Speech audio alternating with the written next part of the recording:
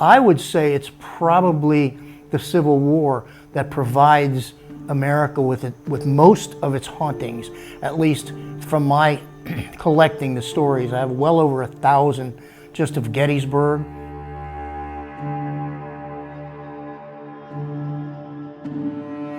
There is no rule book for the ghosts that say they can only come out at night, because I've gotten evidence during the day of ghostly happenings.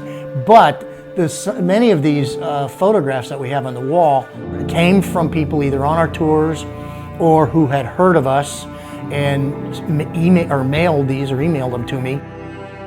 I'm Mark Nesbitt, and I'm the owner of the Ghosts of Gettysburg Candlelight Walking Tours and the author of the books that you see behind me.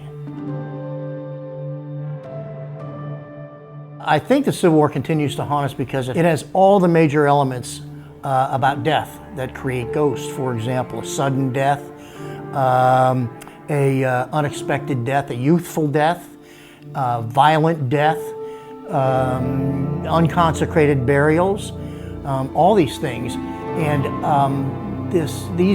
most paranormalists kind of agree that those are the elements that you need for ghosts to linger. People have seen things out on the battlefield with the naked eye.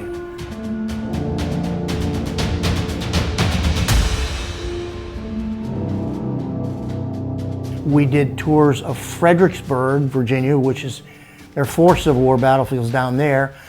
In just a brief amount of time, I have over 250 stories from there. And I wrote a book called Civil War Ghost Trails, as a matter of fact. This book has all the major Civil War battlefields in it, and it's fairly thick. Most of the Civil War battlefields have stories about them. We haven't even scratched the surface in terms of how many, because a lot of people won't talk about it, but we haven't even scratched the surface in terms of how many ghost stories there really are about Civil War battlefield, and they keep happening.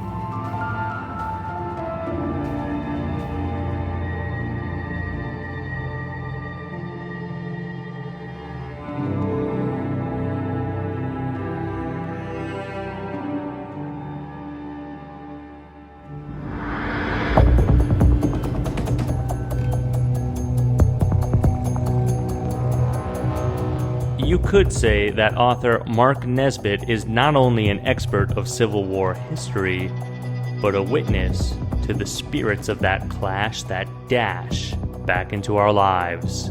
Mark served for years as a park ranger at Gettysburg Battlefield, which means that he had to live in a historic home on those sacred grounds. His first-hand paranormal encounters during that experience encouraged him to build a career around compiling these ghost stories. His small business is now committed to tours that not only focus on the horrors that soldiers faced, but especially the everyday civilians who reside in Gettysburg. And of course, it's not only the Gettysburg residents who are haunted by this conflicted past. Echoes of this tension continue to stain our great nation. One traumatic reverberation continues to pulsate where the battle lines were originally drawn in bloodshed between Missouri and Kansas.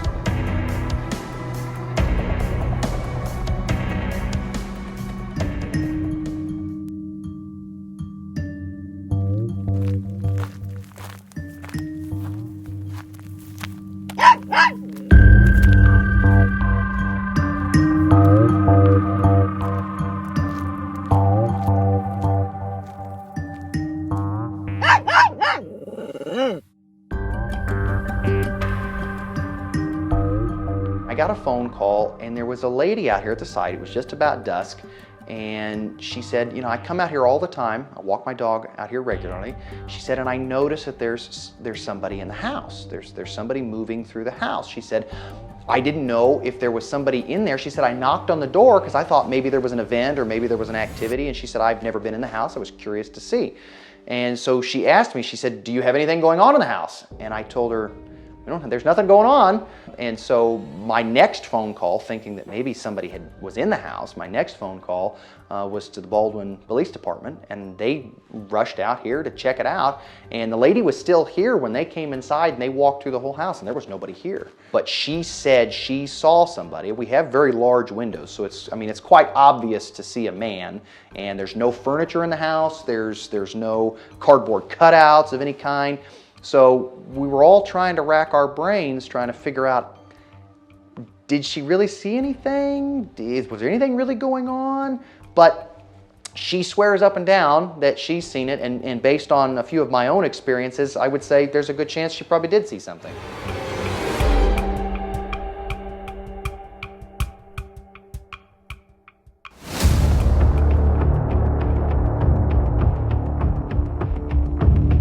So Bleeding Kansas is a term that was used for Kansas Territory in the mid-1850s. It was a time in which slavery was really becoming an issue for the nation and what we were going to do with it, and the admittance of new states into the Union. So you have the Kansas-Nebraska Act, which is passed, that basically delineates whether states will come in as a free state or as a slave state. And Nebraska was always assumed was going to come in as a free state. Missouri is a southern state, so when Kansas Territory opens up, there becomes this big debate. What's Kansas going to be? And they change mindsets here, and they decide that they'll open it up to what's called popular sovereignty. So the idea that the people here in the territory will determine whether the state is free or slave. This creates an interesting conundrum, because you have groups like the New England Immigrant Aid Society that are paying to send abolitionists out to Kansas. You've got folks that are already here in the territory. You've got indigenous peoples that are already here in Kansas Territory. And you've got Missourians who are coming across in droves in order to vote the state as a slave state. And that's actually what ends up happening when these Rough Riders, these Missourians, are coming across the border. There's a series of towns. They had lanterns that they would light called Signal Oak. And so they would light these lanterns. It was between Prairie City and Lawrence, so that they could know when Missourians are entering kind of the territory.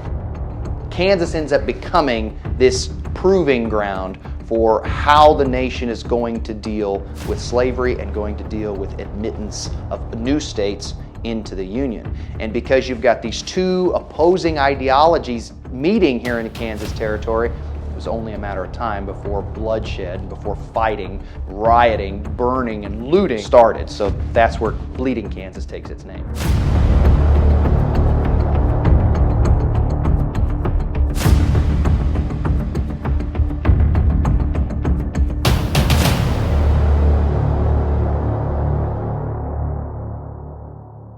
So 1856 is a very pivotal year for Kansas Territory, and it's a year that has become known and infamous as being Bloody Kansas or Bleeding Kansas. You have the sacking of Lawrence that happens. John Brown is here in Kansas during that time. He tries to round up a posse of men and go to the aid of Lawrence, and he becomes very upset because when he gets there, everything's over. So a few days later, you've got the killings along the Pottawatomie Creek. They become known as the Pottawatomie Creek Massacre. Was John Brown a martyr or a madman? John Brown is a rock star here in Kansas, but his legacy is complicated. To say that John Brown came from humble beginnings would be an understatement.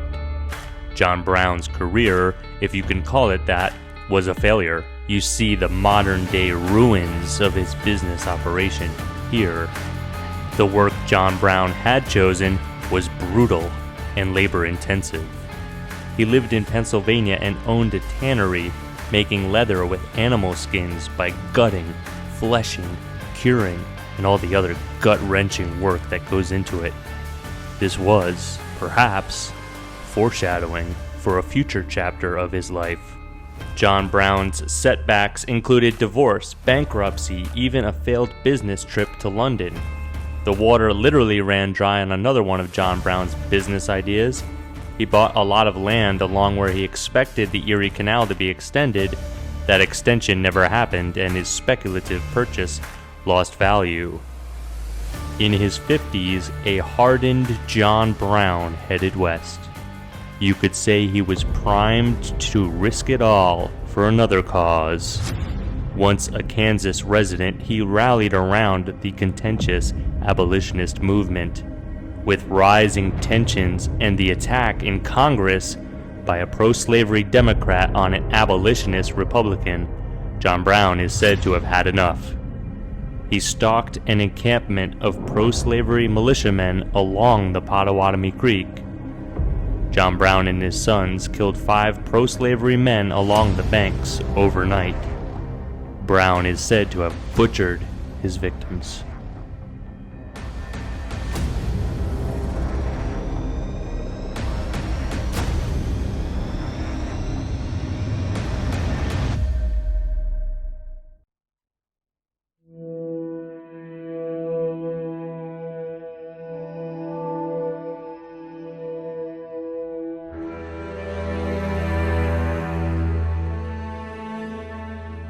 The place itself actually takes its name from a small grove of blackjack oak trees. So that's why the place became known as Blackjack. All the trees we see here today weren't there in the 1850s. You know, John Brown is this character that, you know, when we talk about him here at the battle site, when we talk about him in general, he's one of those folks where people think he was an amazing martyr, or he was a terrible traitor, or, you know, maybe somewhere in between, but most folks either love him or love to hate him.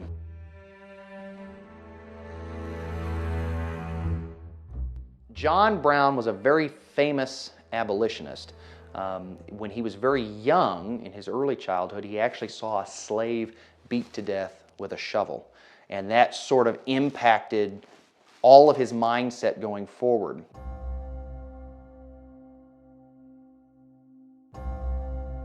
He first sends his sons to Kansas when Kansas is opened up as a territory to kind of check things out. And they write back to him, and I'm paraphrasing in the letter, but they basically say, "Father, for God's sakes, please come and bring guns," because things were getting, you know, really kind of touch and go out here.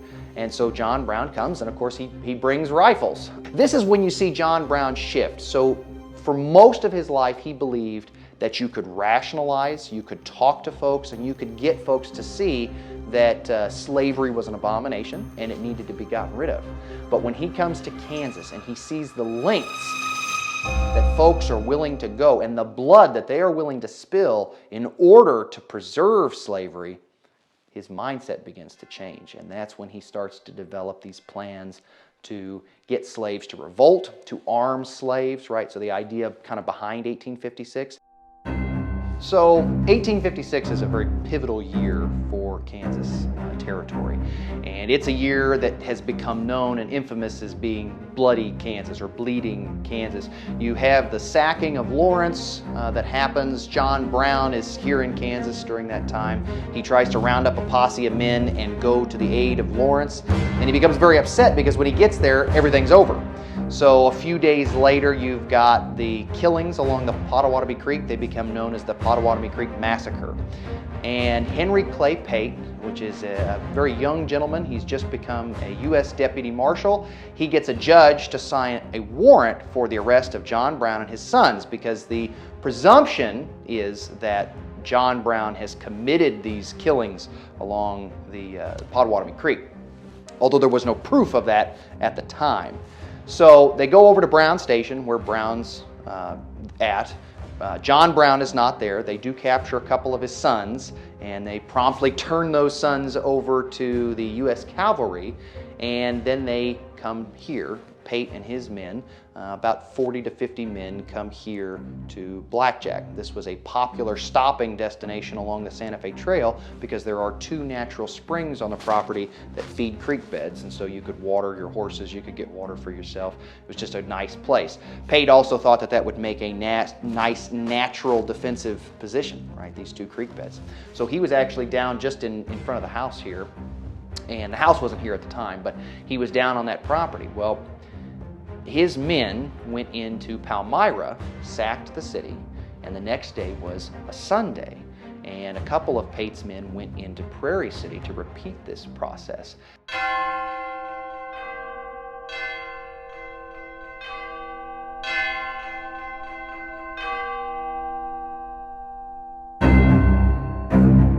men had gone to church that day with their rifles because they had heard that there were Missourians in the area. And they come pouring out of the church and they start attacking these few of Pate's men. One's captured and he boasts, he says, "Yeah, we're down there at Blackjack, you come and try it, just come and try it." And so John Brown figures out where they're at, and he's helped along with Captain Samuel Shore. So they're two captains of two militia groups. And they come up over the hill, and in the pre-dawn hours of June 2nd, 1856, there's a 3-hour battle that became known as the Battle of Blackjack. So it's an important, in the context of Bleeding, Kansas. It's also important in the national context because this is the first bloodshed over the issue of slavery. As long as we know, there were no fatalities in the Battle of Blackjack. There were a number of casualties, men wounded, but no deaths as far as the history shows. The reason that no one was killed here is anybody's guess, because people were shooting and they were wounding. Luck? Was there a guardian angel looking over them? You would think that with 75 men here shooting at each other, somebody might die, but nobody did.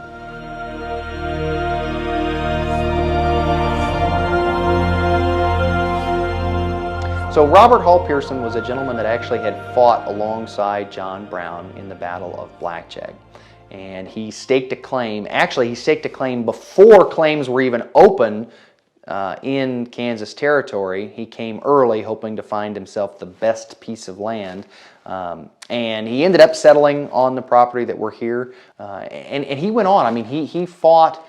He fought during Quantrell's raid. He had done a number of things. So this obviously wasn't the first time that he had seen, bullets flying, but this place spoke to him in a place that no other experience did. And so because of that, obviously he chose to come back and build the house here. He built this house, and he built it specifically to look out over the battlefield because it was a very important, very prominent story in his life, and I think national story too, because that was, in his mind, the lead into the American Civil War. And there's no coincidence that his front parlor actually sits overlooking the battlefield itself. So the family, the Pearson family, have handed down some stories that Robert Hall Pearson, sat in a chair in his older and declining years in that front parlor, looking out both windows of the front parlor out over the battlefield, sort of reminiscing on what had taken place out there. And so there's some thought that maybe Robert Hall Pearson never left the property, and maybe he's still looking over that battlefield, still looking over the house today. We think maybe the Pearsons are here, Robert Hall Pearson, because he loved this place. I doubt if John Brown's here, but who knows?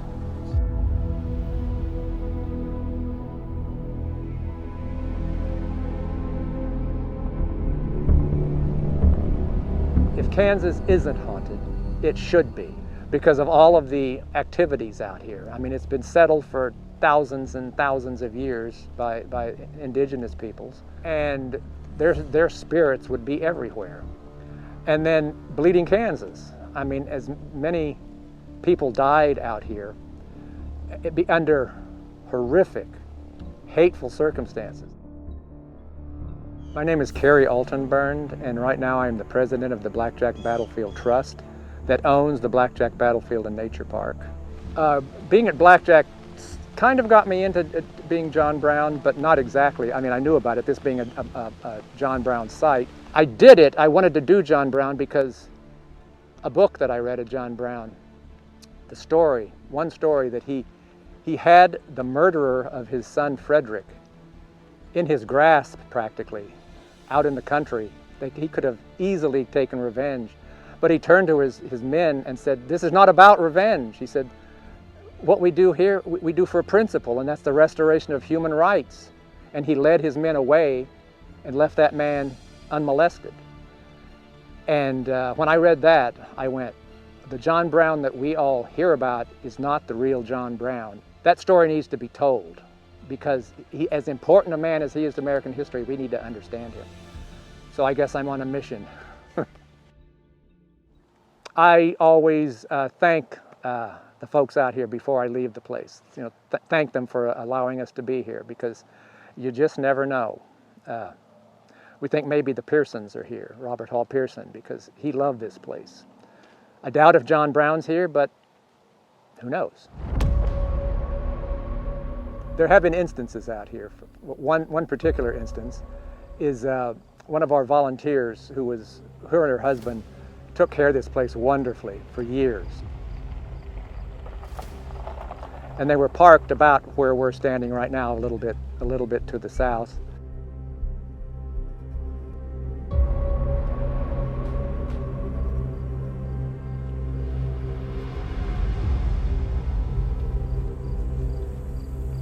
Where do you want to start at? I'm gonna go over here. You wanna go that way? Okay. They were both out here, they were both outside, but they weren't together. One was on one side of the house and one was on the other side of the house.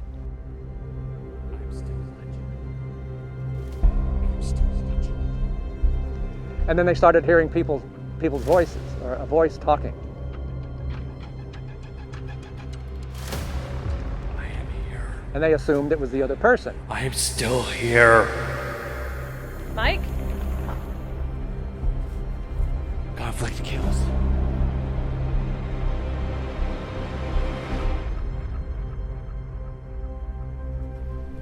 End the cycle.